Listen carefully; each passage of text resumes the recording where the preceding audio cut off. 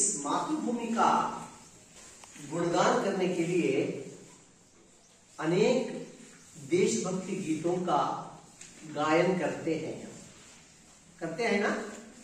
अनेक देशभक्ति ಗೀತೆಗಳನ್ನ ನಾವು ಹಾಡ್ತೇವೆ, ನಮ್ಮ ದೇಶದ गुणगानವನ್ನು ಮಾಡ್ತೇವೆ अल्वा।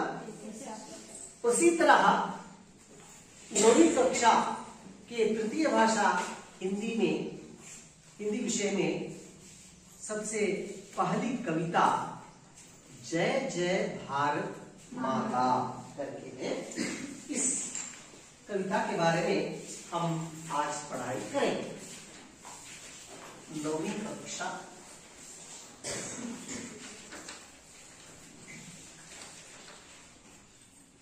विषय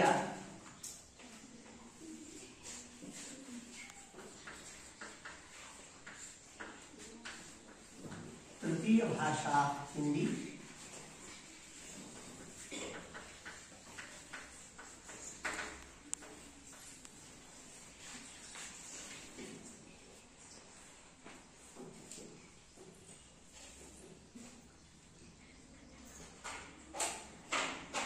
कविता पाठ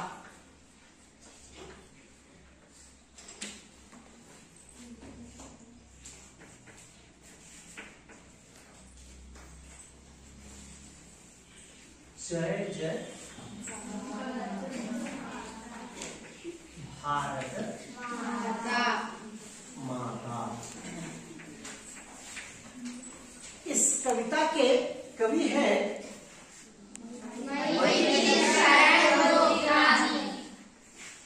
कवि मैथिली शरण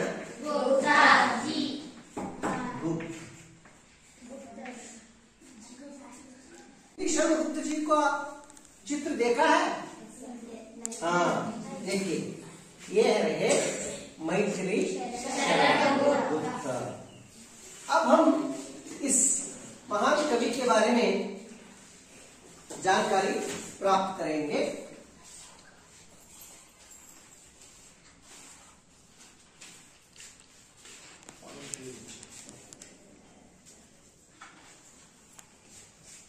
कवि परिचय देखेंगे।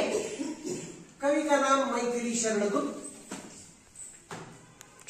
उनका जन्म स्थान उत्तर प्रदेश के झांसी जिले के चिरगांव।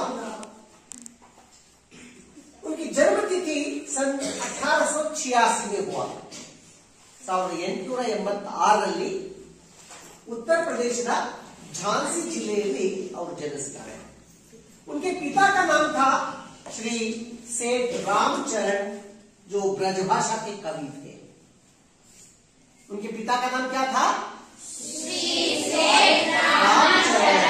वो किस भाषा के कवि थे? ब्रजभाषा के कवि थे।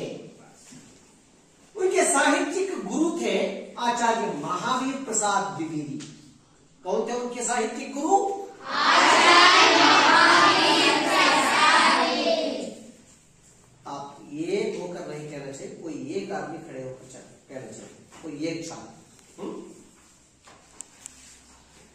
उन्होंने कौन कौन सी रचनाओं को किया है? उन्होंने प्रबंध काव्यों तथा खंड काव्यों की रचना की है। महाकाव्य यानी प्रबंध काव्य का मतलब है बड़े बड़े काव्य, जैसे रामायण महाभारत जैसे काव्य जो होते हैं ना, उन्हें महाकाव्य कहते हैं। खंड काव्य महाकाव्य का एक छोटा सा भाग, उसे एक खंड यानी भाग। ಮಹಾಕಾವ್ಯದ ಒಂದು ಸಣ್ಣ ಪ್ರಸಂಗ, ಒಂದು ಸಣ್ಣ ಭಾಗವನ್ನ ಖಂಡ ಕಾವ್ಯ ಅಂತ ಕರೀತಾರೆ। इन्होंने प्रबंध काव्यों की रचना भी की है और खंड काव्य की रचना भी की है। महाकाव्यವನ್ನು ಬರೆದಿದ್ದಾರೆ ಮತ್ತು सಣ್ಣ काव्यಗಳನ್ನು ಕೂಡ ಬರೆದಿದ್ದಾರೆ, खंड काव्य। खड़ी बोली के विकास में इनका विशेष योगदान रहा है। खड़ी बोली भाषा ಅಂದ್ರೆ आधुनिक हिंदी का जो रूप है, पुरानी हिंदी मध्यकालीन हिंदी कहते हैं ना, हम कन्नड़ में जो कहते हैं हड़गन्नड़ा, नडुगन्नड़ा, फसगन्नड़ा, इसी तरह हिंदी को भी, हिंदी पुरानी हिंदी, मध्यकालीन हिंदी, आधुनिक हिंदी, आधुनिक हिंदी का जो रूप है उसे हम खड़ी बोली कहते हैं। क्या कहते हैं? खड़ी बोली भाषा।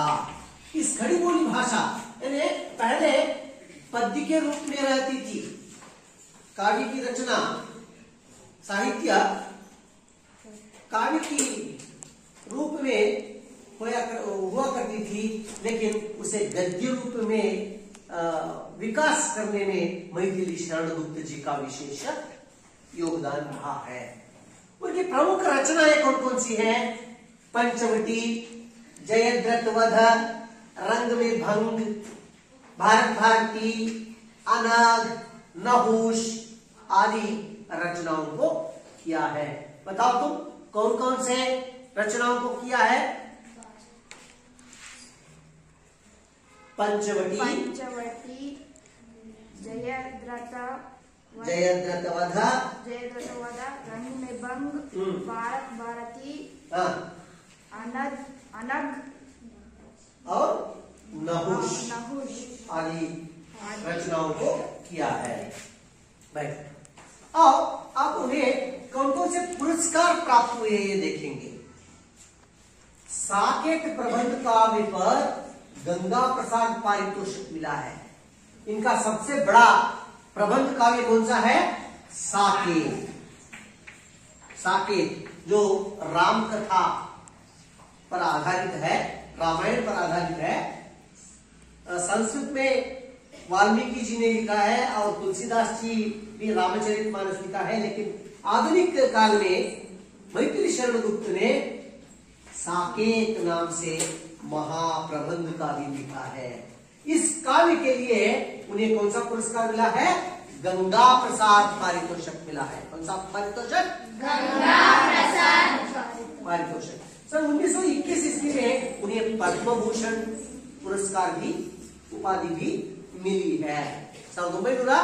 1961 ಅವ್ರಿಗೆ पद्मभूषण पुरस्कार ಕೂಡ ಸಿಕ್ಕಿದೆ। ಯಾರು ಕೊಡ್ತಾರೆ ಅದನ್ನ? कौन देते हैं? भारत सरकार। भारत सरकार द्वारा दिया जाता है। राष्ट्रपति जी ने उन्हें प्रदान करते हैं। आप राज्यसभा के मनोनीत सदस्य भी चुने गए और राज्यसभೆಗೆ ಒಂದು ಅವಧಿಗೆ 6 ವರ್ಷದ ಅವಧಿಗೆ ನೇರವಾಗಿ ನಾಮನಿರ್ದೇಶನ ಮಾಡಿದ್ರು।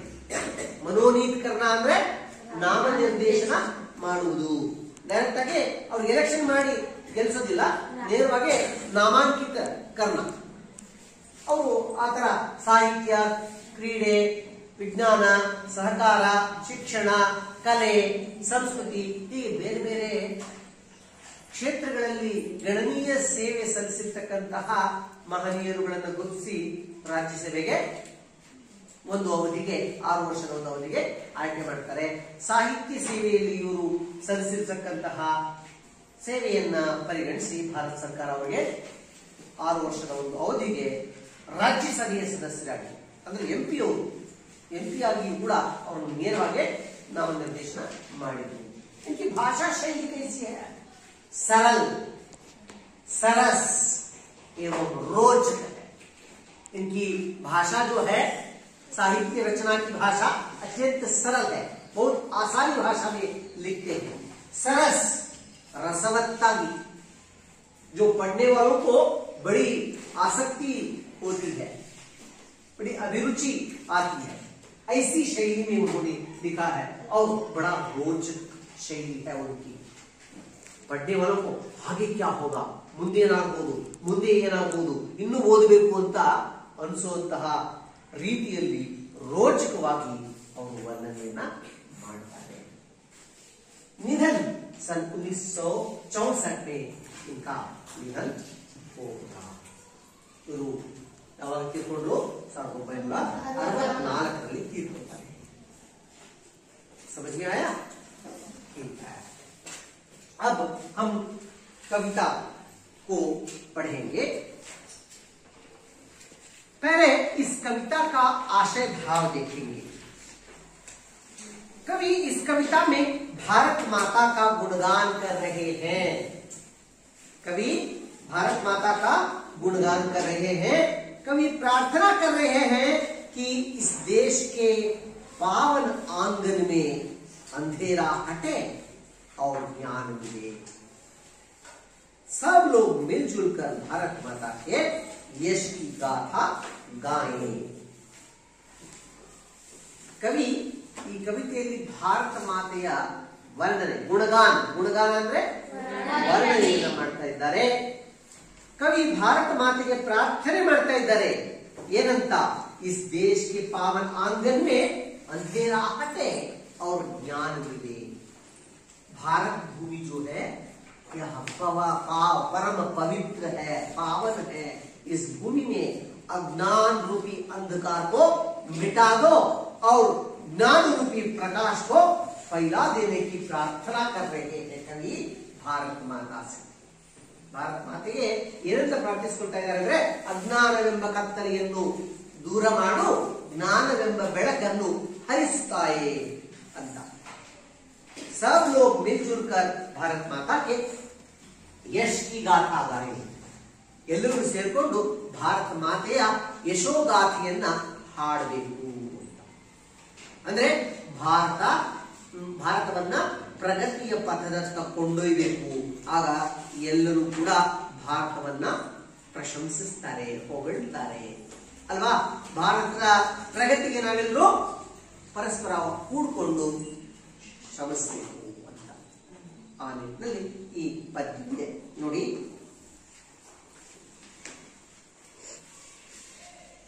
पद्य देख लीजिए। जय जय भारत माता, जय जय भारत माता, जय जय भारत माता।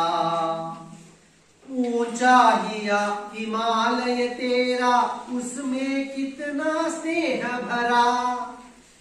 दिल में अपने आग दबाकर रखता हमको हरा भरा। सौ सोतों से बह बह कर है पानी फूटा आता। जय जय भारत माता, जय जय भारत माता। कमल खिले तेरे पानी में, धरती पर है आम फले। इस धानी आंचल में देखो, कितने सुंदर भाव पले।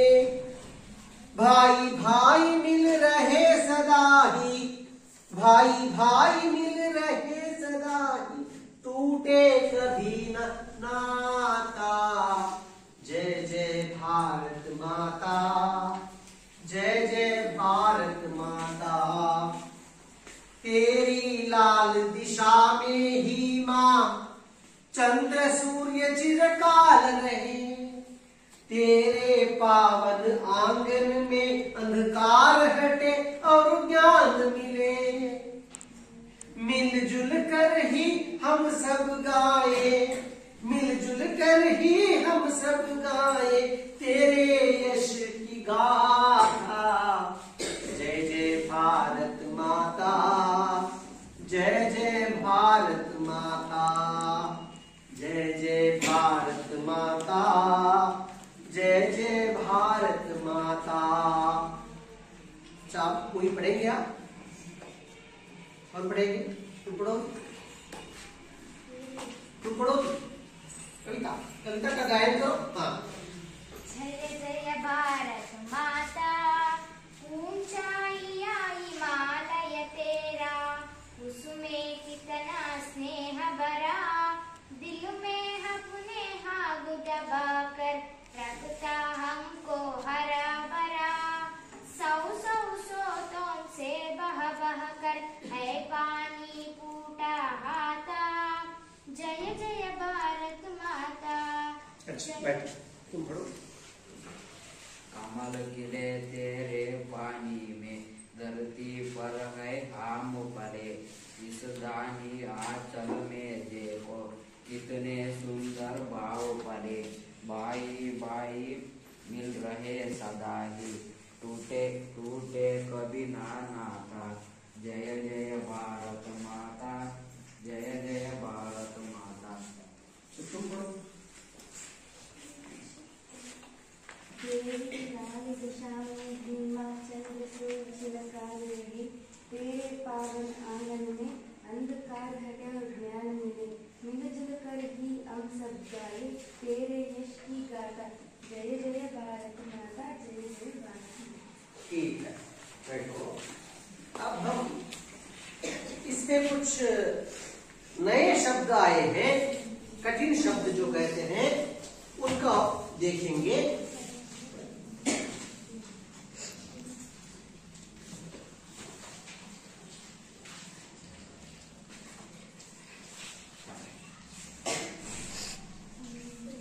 दिखाई दे रहा है ना कठिन शब्द।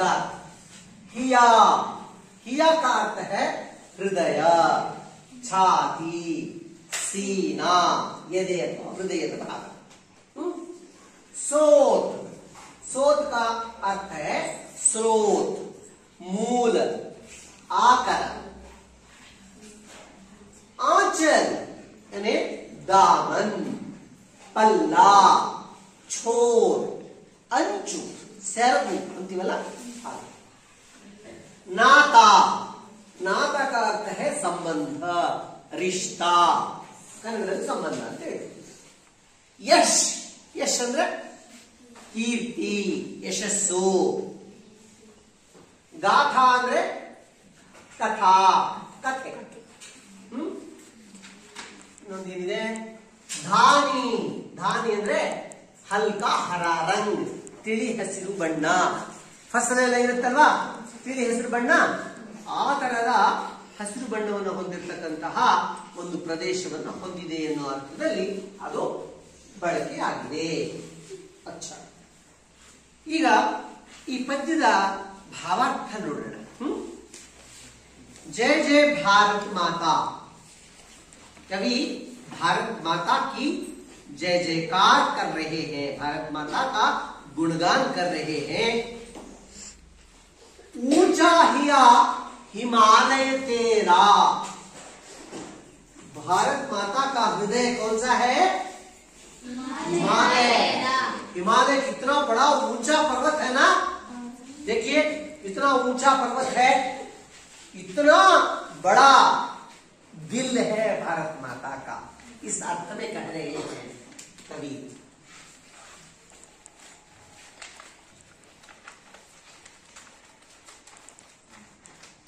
हाँ देखिए, ऊंचा हिया हिमालय तेरा, उसमें कितना स्नेह भरा। भारत देश में कितने सारे लोग रहते हैं, अलग अलग धर्म के, जाति के, पंथ के, संप्रदाय के लोग रहते हैं, फिर भी हम आपस में स्नेह से रहते हैं। यानी भारत में जो लोग बसते हैं वे सभी भारत माता के सपूत्र हैं, आपस में भाई बहनों की तरह रहते हैं। यह भारत देश की विशेषता है, क्योंकि भारत माता ने उन सभी लोगों को स्नेह दिया है, प्रेम दिया है। इसलिए कवि भारत माता के हृदय को किससे तुलना कर रहे हैं? हिमालय पर्वत बहुत बड़ा है ना, बहुत ऊंचा है। भारत माता का दिल भी बहुत बड़ा है, सभी से प्यार करती है, प्रेम करती है। दिल में अपने आग दबाकर रखता हमको हरा भरा। देखिए हिमालय पर्वत के अंदर जो लावा रस है, आग है, ಬೆಂಕಿ ಬೆಂಕಿನೇ ಇದೆ, ಅಷ್ಟೊಂದು ತಾಪ ಇದೆ ಅಲ್ವಾ? ಅಷ್ಟೊಂದು ತಾಪ ಇದ್ರೂ ಕೂಡ ಅದು ಯಾವತ್ತೂ ತೋರಿಸ್ಕೊಳ್ಳಲ್ಲ, ಮೇಲ್ನೋಟಕ್ಕೆ ನಮ್ಗೆಲ್ಲ ಕಣ್ಣಿಗೆ ಇರಿಸಿದೆ ಅಲ್ವಾ? ಅದರಿಂದ ಹರಿದು ಬರ್ತಕ್ಕಂಥ ನದಿ ಬಯಲೆಲ್ಲ ಹಚ್ಚ ಹಸಿರಾಗೇ ಇದೆ। हम सबको कैसे रखा है? हमको रखता हमको हरा भरा, ನಮ್ಗೆಲ್ಲ ಹಚ್ಚ ಹಸಿರಾಗಿ ಸಂಪದ್ಭರಿತವಾಗಿ ಇರಿಸಿದೆ। ಯಾವುದು? ಹಿಮಾಲಯ। ತನ್ನೊಳಗೆ ಅಪಾರವಾದ ತಾಪ ಇದೆ, ಆದ್ರೂ ನಮ್ಗೆ ತೋರಿಸ್ಕೊಳ್ಳಲ್ಲ। ಹೇಗೆ ತಾಯಿ ತನಗೆಷ್ಟೇ ನೋವಿದ್ರು ಕಷ್ಟ ಇದ್ರು ಮಗುವಿನ ಮುಂದೆ ಹೇಳ್ಕೊಳ್ದೆ ಮಗು ಚೆನ್ನಾಗಿರ್ಲಿ ಅಂತ ಅದಕ್ಕೆ ಕಾಲಕ್ಕೆ ಸರಿಯಾಗಿ ಊಟ ತಿಂಡಿ ಬಟ್ಟೆ ಎಲ್ಲ ಕೊಟ್ಟು ಆರೈಕೆ ಮಾಡ್ತಾರಲ್ಲ, ಹಾಗೆ ಭಾರತ ಮಾತೆ ಕೂಡ ತನ್ನ ಮಕ್ಕಳನ್ನ ಹಾಗೆ ಕೊರಿತಾ ಇದ್ದಾಳೆ ಅಂತ ಅರ್ಥ. सौ सौ सोतों से बहा बहा कर है पानी फूटा आता.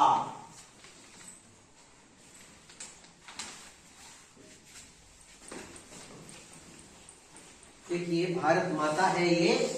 भारत माता हमें क्या कर रही है? बड़ा स्नेह दे रही है, प्यार दे रही है, हम सबको हरा भरा रखा है. और सौ सौ सोतों से पानी फूट फूट कर नदियों में झीलों में आकर बहता है पानी फूट आता है. ये जो हिमालय पर्वत जो है ना, इनसे पानी बहता रहता है, नदी के रूप में फूट फूट कर आता है और हम सबको हरा भरा रखता है. यह भारत माता हमें लालन पालन करती है इस प्रकार. कमल खिले तेरे पानी में. देखिए यहाँ भारत के पानी, तालाब, नदी जो है उनमें क्या खिल रहे हैं? कमल खिलते हैं. कमल और भी कई तरह के फूल यहाँ भारत देश में हमें देखने को मिलते हैं. कमल खिले तेरे पानी में धरती पर है आम फले. धरती पर यानी भूभाग पर आम जैसे बहुत सारे फल फलते हैं. अंगूर देखते हैं, सेब मिलते हैं, अनार मिलता है ना, बहुत सारे फल.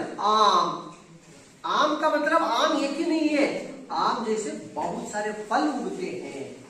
और पानी में भी कमल जैसे कई तरह के फूल खिलते हैं.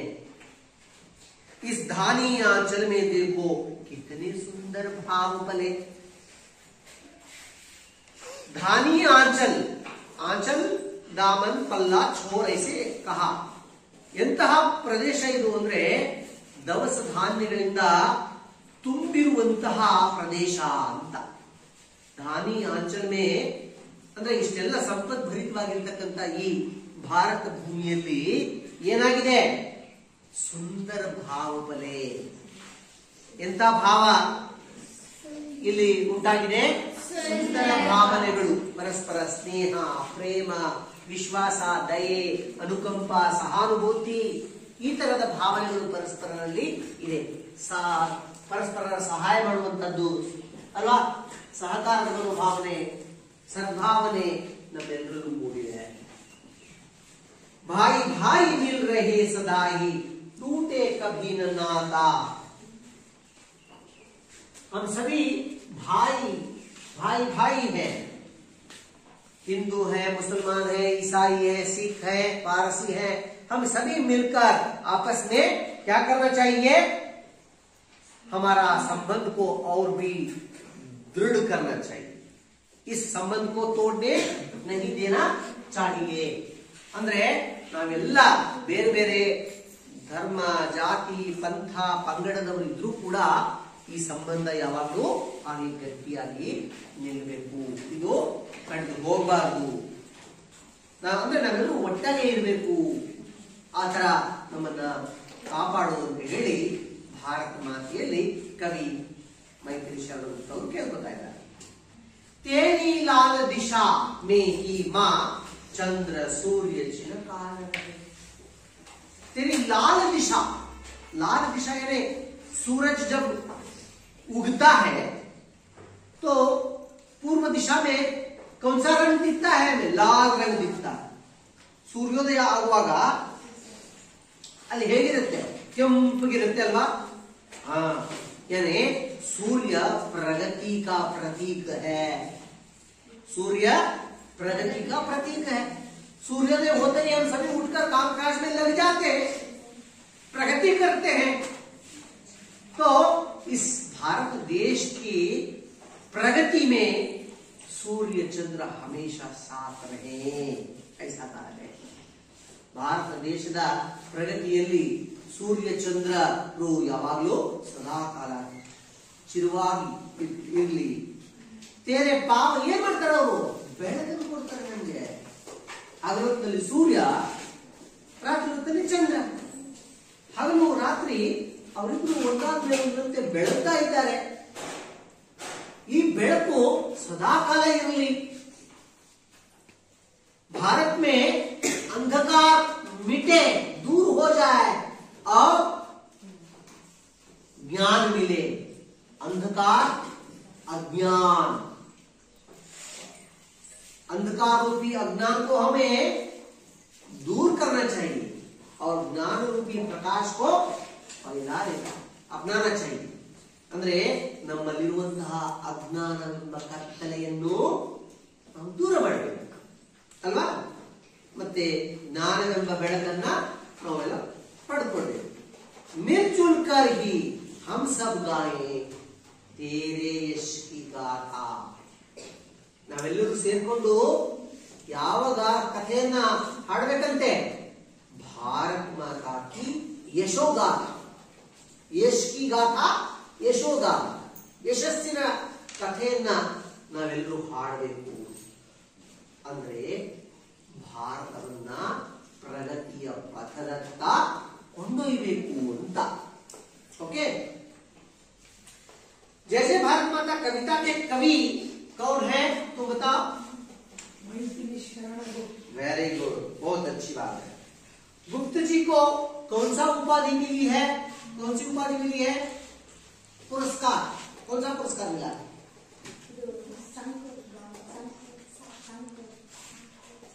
साकेत प्रबंध के लिए कौन सा पारितोषिक मिला है? कौन सी उपाधि मिली है? देखिए, पद्मभूषण. पद्मभूषण. कवि किस देवी की वंदना कर रहे हैं? कवि किस देवी को नमस्कार कर रहे हैं? भारत माता की वंदना कर रहे हैं. बैठ बैठ. हिमालय रूपी हृदय में क्या भरा है? तुम बताओ. हिमालय रूपी हृदय में क्या भरा है? स्नेह भरा है. पानी कैसे फूटा आता है? तुम बताओ. बैठो बैठो. ये नहीं. पानी कैसे फूटा आता है? ನೀರು ಹೇಗೆ ಬರುತ್ತೆ ಅಂತ ಹೇಳಿದರೆ, 100 स्रोतों से बहाकर पानी फूटा आता है. सुंदर भाव कहां पले? तुम बताओ. सुंदर भाव कहां पले?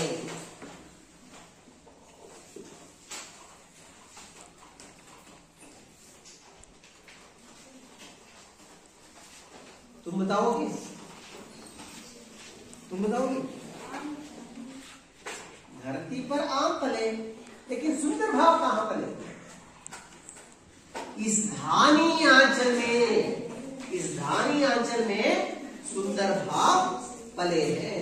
बट कमल कहां खिले हैं? तुम बताओ. हाँ, भारत के पानी में कमल खिले हैं. आम कहां पले हैं? आम. तुम बताओ. आम कहां पर उगे हैं? तुम बताओ. आम कहां पर उगे हैं, फले हैं? देखिए, पानी में कमल खिले हैं और आम धरती पर आम फले हैं. बैठो. अब हम कुछ गतिविधियां देखेंगे. देखिए, कुछ खाली जगह, खाली स्थान भरिए करके है. भारत का डैश है? हिमालय. भारत का हिया.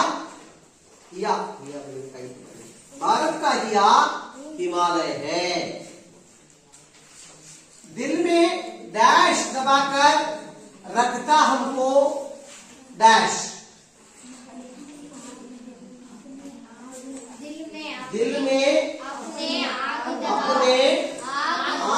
दबाकर रखता हमको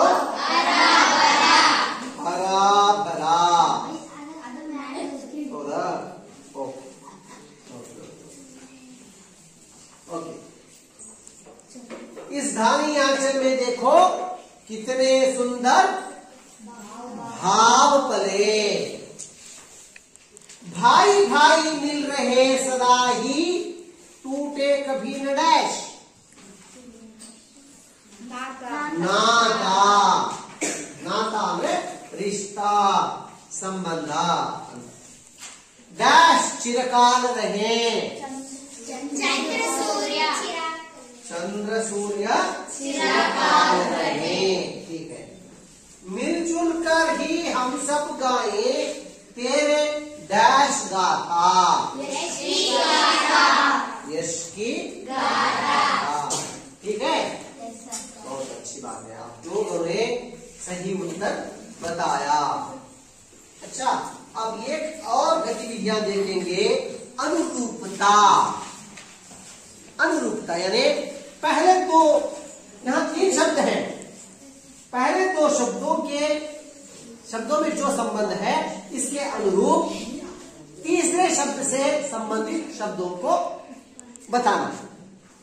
ಮೊದಲ 2 ಪದಗಳ ನಡುವೆ ಏನು ಸಂಬಂಧ ಇದೆಯೋ ಅದಕ್ಕೆ ಅನುಗುಣವಾಗಿ ಮೂರನೇ ಶಬ್ದಕ್ಕೆ ಸರಿ ಹೊಂದುವಂತ ಶಬ್ದವನ್ನು ಬರೀಬೇಕು। सागर विशाल होता है, हिमालय कैसा होता है? ऊंचा हिमालय। अब देखिए उत्तर देखा, ऊंचा है, ऊंचा है ना? ठीक है। दूसरा प्रश्न, अंधकार का अर्थ है अंधेरा, पवित्र का तुम बताओ। पावन। अब उत्तर देखेंगे क्या है? पावन है क्या? हाँ ठीक है। तीसरा प्रश्न देखेंगे भाई। तीसरा प्रश्न, अच्छा तुम बताओ। आम धरती, कमल डैश पानी। आम धरती पर पलते हैं, कमल पानी में खिलते हैं। सूर्य का अर्थ है सूरज। चंद्र चांद अथवा चंद्रमा, है ना? ठीक है। अच्छा, आप लोगों को कल इस कविता को कंठस्थ करके आना है और अब मैं कुछ गृहपाठ देता हूं, हाँ उन्हें लिख कर भी आना है। गृहपाठ लिख लीजिए।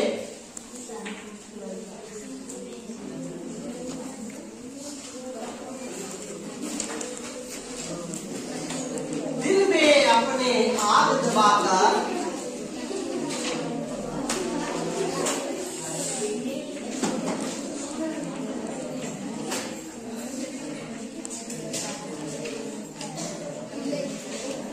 रखता हमको दबाकर का मतलब क्या है?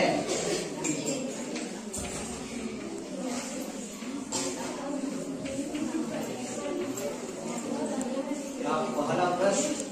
और दूसरा प्रश्न है,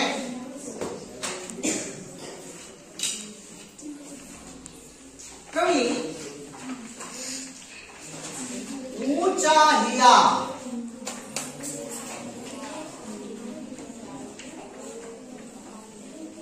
क्यों कहा है? और तीसरा प्रश्न है, इस कविता का आशय क्या है?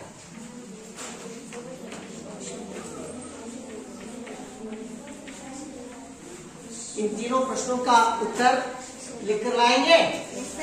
ठीक है, धन्यवाद।